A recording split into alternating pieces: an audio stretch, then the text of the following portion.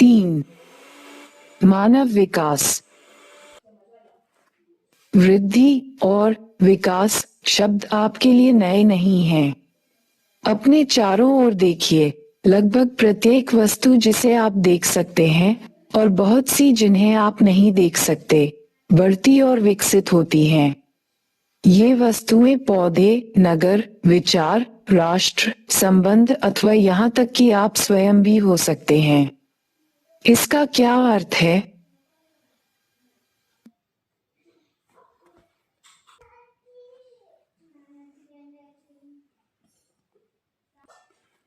वृद्धि और विकास। वृद्धि और विकास दोनों समय के संदर्भ में परिवर्तन को इंगित करते हैं। अंतर यह है कि वृद्धि मात्रात्मक और मूल्य निरपेक्ष है। इसका चिन्ह धनात्मक अथवा ऋणात्मक हो सकता है।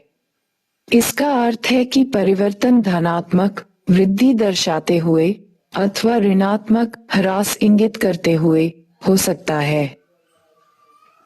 विकास का अर्थ गुणात्मक परिवर्तन है जो मूल्य सापेक्ष होता है।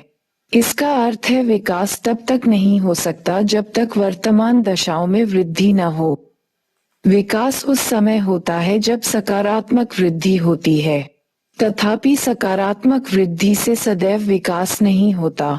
विकास उस समय होता है जब गुणवत्ता में सकारात्मक परिवर्तन होता है। उदाहरणतः किसी निश्चित समय अवधि में यदि किसी नगर की जनसंख्या 1 लाख से 2 लाख हो जाती है तो हम कहते हैं नगर की वृद्धि हुई। फिर भी यदि आवास जैसी सुविधाएं, मूलभूत सेवाओं की व्यवस्था तथा अन्य विशेषताएं पहले जैसी ही रहती हैं, तब इस वृद्धि के साथ विकास नहीं जुड़ा हुआ है। क्या आप वृद्धि और विकास में अंतर करने वाले कुछ अन्य उदाहरण दे सकते हैं?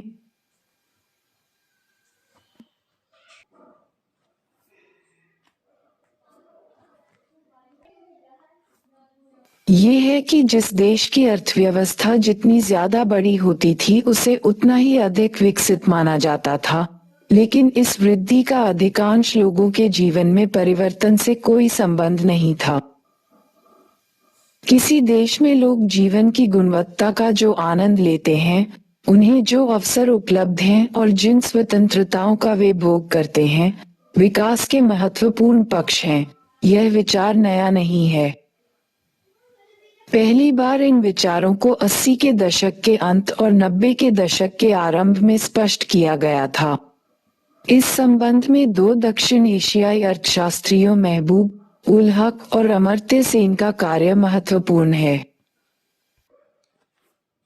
मानव विकास की अवधारणा का प्रतिपादन डॉक्टर महबूब उल हक के द्वारा किया गया था। डॉक्टर हक ने मानव विकास का वर्णन एक ऐसे विकास के रूप में किया जो लोगों के विकल्पों में वृद्धि करता है और उनके जीवन में सुधार लाता है। इस अवधारणा में सभी प्रकार के विकास का केंद्र बिंदु मनुष्य है।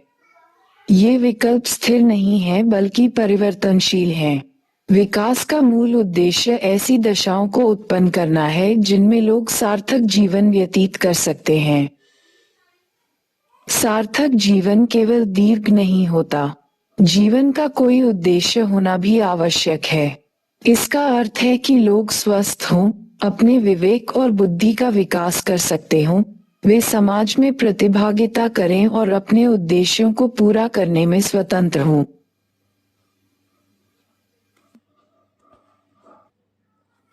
क्या आप जानते हैं, डॉक्टर महबूब उल हक और प्रो अमर्त्य सेन घनिष्ठ मित्र थे और डॉक्टर हक के नेतृत्व में दोनों ने आरंभिक मानव विकास प्रतिवेदन निकालने के लिए कार्य किया था।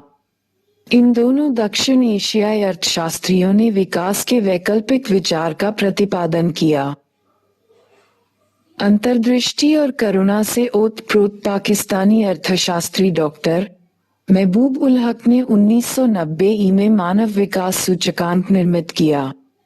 उनके अनुसार विकास का संबंध लोगों के विकल्पों में बढ़ोतरी से है ताकि वे आत्मसम्मान के साथ दीर्घ और स्वस्थ जीवन जी सकें। 1990 से संयुक्त राष्ट्र विकास कार्यक्रम ने वार्षिक मानव विकास प्रतिवेदन प्रकाशित करने के लिए जिनकी मानव विकास की संकल्पना का प्रयोग किया है। डॉक्टर हक के मस्तिष्क की लोच और एक दायरे से बाहर सोचने की उनकी योग्यता उनके भाषणों में से एक भाषण से चित्रित की जा सकती है, जिसमें शो का उदाहरण देते हुए उन्होंने कहा, आज जो वस्तुएं हैं उन्हें देखते हो और पूछते हो क्यों?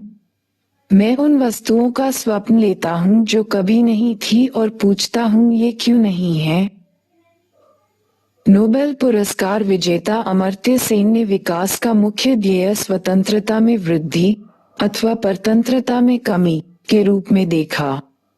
रुचिकर बात यह है कि स्वतंत्रताओं में वृद्धि भी विकास लाने वाला सर्वाधिक प्रभावशाली माध्यम है। उनका कार्य स्वतंत्रता की वृद्धि में सामाजिक और राजनीतिक संस्थाओं तथा प्रक्रियाओं की भूमिका का अन्वेषण करता है। इन अर्थशास्त्रियों का कार्य मील का पत्थर है जो लोगों को विकास पर होने वाली किसी भी चर्चा के केंद्र में लाने में सफल हुए हैं। दीर्घ एवं स्वस्थ जीवन जीना, ज्ञान प्राप्त कर पाना तथा एक शिष्ट जीवन जीने के पर्याप्त साधनों का होना मानव विकास के सर्वाधिक महत्वपूर्ण पक्ष हैं। अतः संसाधनों तक पहुंच, स्वास्थ्य एवं शिक्षा मानव विकास के केंद्र बिंदु हैं। इन पक्षों में से प्रत्येक के मापन के लिए उपयुक्त सूचकों का विकास किया गया है। क्या आप ऐसे कुछ सूचकों के बारे में सोच सकते हैं? प्रायः लोगों में अपने आधारभूत विकल्पों को तय करने की क्षमता और स्वतंत्रता नहीं होती। ये ज्ञान प्राप्त करने की अक्षमता उनकी भौतिक निर्धनता, सामाजिक भेदभाव, संस्थाओं की अक्षमता और अन्य कारणों की वजह से हो सकता है। इससे दीर्घ एवं स्वस्थ जीवन जीने, शिक्षा प्राप्ति के योग्य होने और एक शिष्ट जीवन जीने के साधनों को प्राप्त करने में बाधा आती है। लोगों के विकल्पों में वृद्धि करने के लिए स्वास्थ्य, शिक्षा और संसाधनों तक पहुंच में उनकी क्षमताओं का निर्माण करना महत्वपूर्ण है। यदि इन क्षेत्रों में लोगों की क्षमता नहीं है तो विकल्प भी सीमित हो जाते हैं। उदाहरणार्थ, एक अशिक्षित बच्चा डॉक्टर बनने का विकल्प नहीं चुन सकता क्योंकि उसका विकल्प शिक्षा के अभाव में सीमित हो गया है।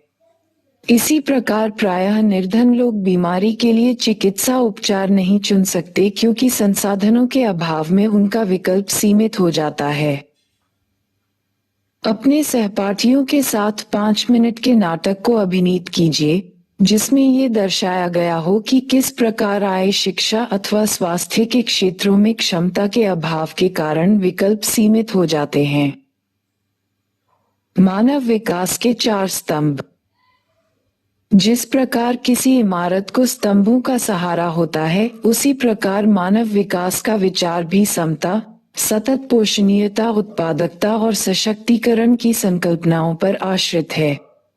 समता का आशय प्रत्येक व्यक्ति को उपलब्ध अवसरों के लिए समान पहुंच की व्यवस्था करना है। लोगों को उपलब्ध अवसर लिंग, प्रजाति, आय और भारत के संदर्भ में जाति के भेदभाव के विचार के बिना समान होने चाहिए। यद्यपि ऐसा ज्यादातर तो नहीं होता, फिर भी यह लगभग प्रत्येक समाज में घटित होता है। उदाहरण के तौर पर, किसी भी देश में ये जानना रुचिकर होता है कि विद्यालय से विरत अधिकांश छात्र किस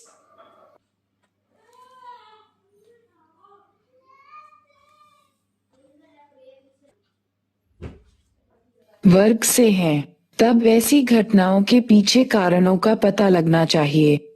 भारत में स्त्रियां और सामाजिक एवं आर्थिक दृष्टि से पिछड़े हुए वर्गों के व्यक्ति बड़ी संख्या में विद्यालय से विरत होते हैं। इससे पता चलता है कि शिक्षा तक पहुंच न होना किस प्रकार इन वर्गों के विकल्पों को सीमित करता है।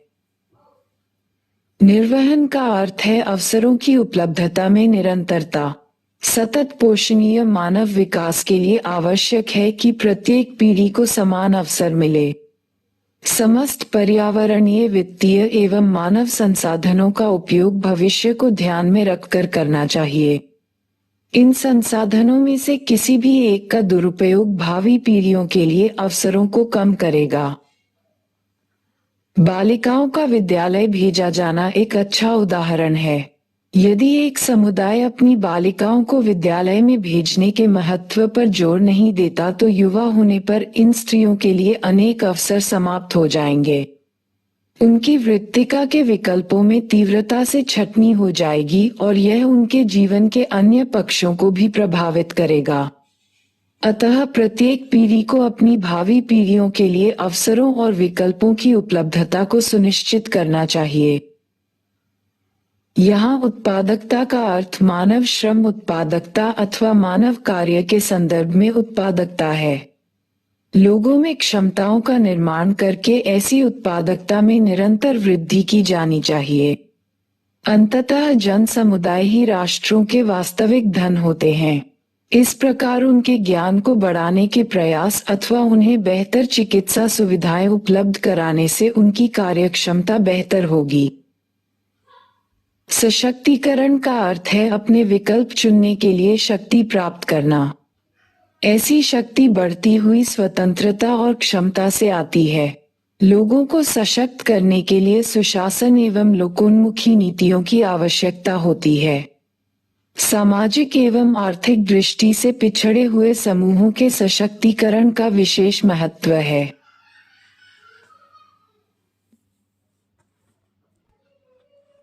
मानव विकास के उपागम। मानव विकास की समस्या को देखने के अनेक ढंग हैं। कुछ महत्वपूर्ण उपागम हैं। क आय उपागम, ख कल्याण उपागम, ग न्यूनतम आवश्यकता उपागम, घ क्षमता उपागम। मानव विकास का मापन। मानव विकास सूचकांक HDI स्वास्थ्य, शिक्षा और संसाधनों तक पहुंच जैसे प्रमुख क्षेत्रों में निष्पादन के आधार पर देशों का क्रम तैयार करता है। ये क्रम 0 से 1 के बीच के स्कोर पर आधारित होता है जो एक देश मानव विकास के महत्वपूर्ण सूचकों में अपने रिकॉर्ड से प्राप्त करता है। स्वास्थ्य का मूल्यांकन करने के लिए चुना गया सूचक जन्म के समय जीवन प्रत्याशा है। उच्चतर जीवन प्रत्याशा का अर्थ है कि लोगों के पास अधिक दीर्घ और अधिक स्वस्थ जीवन जीने के ज्यादा अवसर हैं। प्रौढ़ साक्षरता दर और सकल नामांकन अनुपात ज्ञान तक पहुंच को प्रदर्शित करते हैं। पढ़ और लिख सकने वाले वयस्कों की संख्या और विद्यालयों में नामांकित बच्चों की संख्या दर्शाती है कि किसी देश विशेष में ज्ञान तक पहुंच कितनी आसान अथवा कठिन है। संसाधनों तक पहुंच को क्रय शक्ति अमेरिकी डॉलरों में के संदर्भ में मापा जाता है। इनमें से प्रत्येक आयाम को 1/3 भारिता दी जाती है। मानव विकास सूचकांक इन सभी आयामों को दिए गए भारों का कुल योग होता है। स्कोर 1 के जितना निकट होता है मानव विकास का स्तर उतना ही अधिक होता है। इस प्रकार 0.983 का स्कोर अति उच्च स्तर का जबकि 0.268 मानव विकास का अत्यंत निम्न स्तर का माना जाएगा। मानव विकास सूचकांक मानव विकास में प्राप्तियों का मापन करता है। ये प्रदर्शित करता है कि मानव विकास के प्रमुख क्षेत्रों में क्या उपलब्धि हुई है। फिर भी यह सर्वाधिक विश्वसनीय माप नहीं है। इसका कारण है कि यह सूचकांक वितरण के संबंध में मौन है। मानव गरीबी सूचकांक मानव विकास सूचकांक से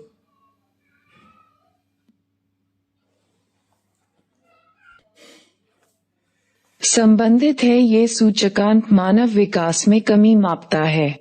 यह एक बिना आय वाला माप है।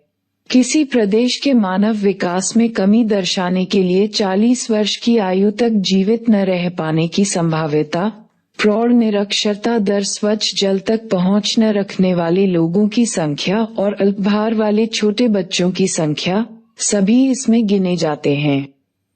प्रायः मानव गरीबी सूचकांक मानव विकास सूचकांक की अपेक्षा अधिक कमी उद्घाटित करता है। मानव विकास के इन दोनों मापों का संयुक्त अवलोकन किसी देश में मानव विकास की स्थिति का यथार्थ चित्र प्रस्तुत करता है। मानव विकास को मापने की विधियां निरंतर परिष्कृत हो रही हैं और मानव विकास के विभिन्न तत्वों को ग्रहण करने की नूतन विधियों का अनुसंधान हो रहा है। शोधकर्ताओं ने किसी क्षेत्र विशेष में भ्रष्टाचार के स्तर और राजनीतिक स्वतंत्रता के बीच संबंध ज्ञात किए हैं। राजनीतिक स्वतंत्रता सूचकांक और सर्वाधिक भ्रष्ट देशों के सूचीकरण पर चर्चा हो रही है। क्या आप मानव विकास स्तर के अन्य संबंधों के बारे में सोच सकते हैं? 1990 से प्रतिवर्ष संयुक्त राष्ट्र विकास कार्यक्रम UNDP मानव विकास प्रतिवेदन प्रकाशित कर रहा है। ये प्रतिवेदन मानव विकास स्तर के अनुसार सभी सदस्य देशों की कोटि क्रमानुसार सूची उपलब्ध कराता है। मानव विकास सूचकांक और गरीबी सूचकांक UNDP द्वारा प्रयुक्त मानव विकास मापन के दो महत्वपूर्ण सूचकांक हैं।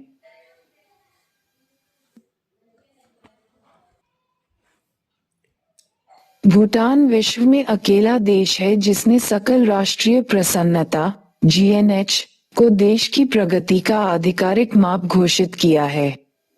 भूटानियों ने अपने पर्यावरण अथवा सांस्कृतिक एवं आध्यात्मिक जीवन के अन्य पहलुओं को भौतिक प्रगति और प्रौद्योगिकी विकास से होने वाली संभावित नुकसान को सतर्कतापूर्वक अथवा ध्यान में रखकर अपनाया है। इसका साधारण सा अर्थ है कि प्रसन्नता की कीमत पर भौतिक प्रगति नहीं की जा सकती। सकल राष्ट्रीय प्रसन्नता हमें विकास के आध्यात्मिक, भौतिकता और गुणात्मक पक्षों को सोचने के लिए प्रोत्साहित करती है। अंतर्राष्ट्रीय तुलनाएं। मानव विकास की अंतर्राष्ट्रीय तुलनाएं रुचिकर हैं। प्रदेश के आकार और प्रति व्यक्ति आय का मानव विकास से प्रत्यक्ष संबंध नहीं है। प्रायः मानव विकास में बड़े देशों की अपेक्षा छोटे देशों का कार्य बेहतर रहा है।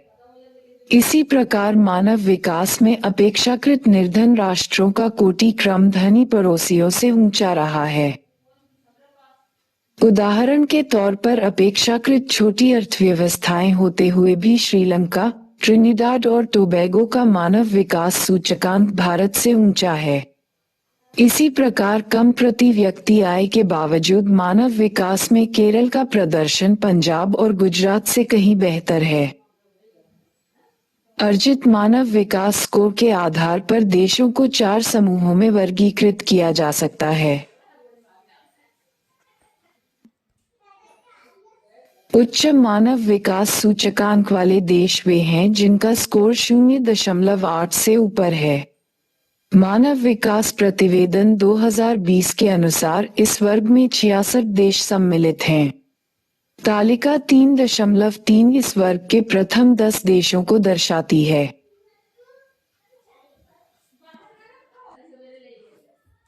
उच्च मानव विकास समूह में 53 देश सम्मिलित हैं। आप पाएंगे कि शिक्षा और स्वास्थ्य सेवाओं को उपलब्ध कराना सरकार की महत्वपूर्ण प्राथमिकता है। ये जानना महत्वपूर्ण है कि उच्चतर मानव विकास वाले देश वे हैं जहां सामाजिक खंड में बहुत निवेश हुआ है। लोगों और सुशासन में उच्चतर निवेश ने इस वर्ग के देशों को अन्य देशों से सर्वथा अलग कर दिया है। ये ज्ञात करने का प्रयत्न कीजिए कि देशों की आय का कितना प्रतिशत इन सेक्टरों पर खर्च हुआ है। क्या आप कुछ अन्य लक्षणों के बारे में सोच सकते हैं जो इन देशों में समान हों? आप देखेंगे कि इनमें से अनेक देश पूर्व साम्राज्य शक्तियां रही हैं। इन देशों में सामाजिक विविधता की डिग्री उच्च नहीं है। उच्च मानव विकास स्कोर वाले देश यूरोप में अवस्थित हैं और वे औद्योगिकृत पश्चिमी विश्व का प्रतिनिधित्व करते हैं। फिर भी गैर यूरोपीय देशों की संख्या आश्चर्यचकित करने वाली है, जिन्होंने इस सूची में अपना स्थान बनाया है। मानव विकास के मध्यम स्तरों वाले देशों का वर्ग विशालतम है। मध्यम मानव विकास वर्ग में कुल 37 देश हैं। इनमें से अधिकांश देशों का विकास द्वितीय विश्व युद्ध के बाद की अवधि में हुआ है। इस वर्ग के कुछ देश पूर्वकालीन उपनिवेश थे, जबकि अन्य अनेक देशों का विकास 1990 में तत्कालीन सोवियत संघ के विघटन के पश्चात हुआ है। इनमें से अनेक देश अधिक लोकोन्मुखी नीतियों को अपनाकर तथा सामाजिक भेदभाव को दूर करके तेजी से अपने मानव विकास स्कोर में सुधार कर रहे हैं। इनमें से अधिकांश देशों में उच्चतर मानव विकास के स्कोर वाले देशों की तुलना में सामाजिक विविधता अधिक पाई जाती है। इस वर्ग के अनेक देशों ने अपने अभिनव इतिहास में राजनीतिक अस्थिरता और सामाजिक विद्रोह का सामना किया है। मानव विकास के निम्न स्तरों वाले देशों की संख्या 33 है। इनमें से अधिकांश छोटे देश हैं, जो राजनीतिक उपद्रव, गृहयुद्ध के रूप में सामाजिक अस्थिरता, अकाल अथवा बीमारियों की अधिक घटनाओं के दौर से गुजर रहे हैं। सुविचारित नीतियों के माध्यम से इस वर्ग के देशों की मानव विकास की आवश्यकताओं के समाधान की तत्काल आवश्यकता है। मानव विकास की अंतर्राष्ट्रीय तुलनाएं कुछ अत्यंत रुचिकर परिणाम दर्शाती हैं। प्रायः लोग मानव विकास के निम्न स्तरों के लिए लोगों की संस्कृति को दोष देते हैं। उदाहरणार्थ, देश में मानव विकास इसलिए कम हुआ है क्योंकि उसके लोग धर्म का अनुसरण करते हैं, अथवा समुदाय के हैं। ऐसे वक्तव्य भ्रांतिपूर्ण हैं। एक प्रदेश में मानव विकास के निम्न अथवा उच्च स्तर क्यों दर्शाए जाते हैं, ये समझने के लिए सामाजिक सेक्टर पर सरकारी व्यय के प्रतिरूप को देखना या जानना महत्वपूर्ण है। देश का राजनीतिक परिवेश तथा लोगों को उपलब्ध स्वतंत्रता भी महत्वपूर्ण है। मानव विकास के उच्च स्तरों वाले देश सामाजिक सेक्टरों में अधिक निवेश करते हैं और राजनीतिक उपद्रव और अस्थिरता से प्रायः स्वतंत्र होते हैं। इन देशों में संसाधनों का वितरण भी अपेक्षाकृत समान है।